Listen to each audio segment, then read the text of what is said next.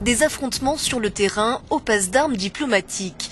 Au lendemain de la journée la plus meurtrière de ces 4 dernières années dans la bande de Gaza, le Conseil de sécurité de l'ONU s'est réuni en urgence ce mardi à New York. L'idée d'une protection internationale réclamée par les Palestiniens divise. Si les Européens appellent à une désescalade, Washington tend à s'isoler.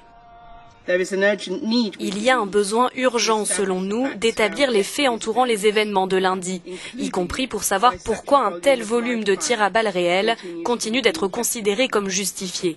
Le droit des Palestiniens de manifester pacifiquement est indéniable, mais en même temps, nous sommes profondément préoccupés par le fait que les manifestations pacifiques à Gaza sont exploitées par des éléments extrémistes.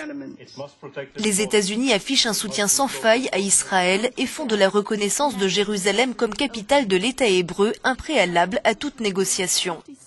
Ces derniers jours, des terroristes du Hamas soutenus par l'Iran ont incité à commettre des attaques contre les forces de sécurité et les infrastructures israéliennes.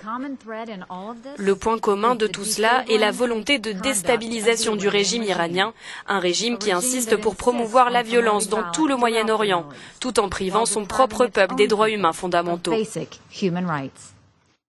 La France appelle Israël à la retenue et le Hamas à cesser ses provocations.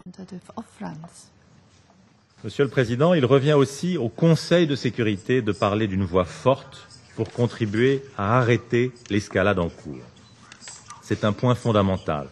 Le silence observé par ce Conseil depuis le début de la crise est de moins en moins compréhensible. Depuis hier, il laisse un vide dangereux.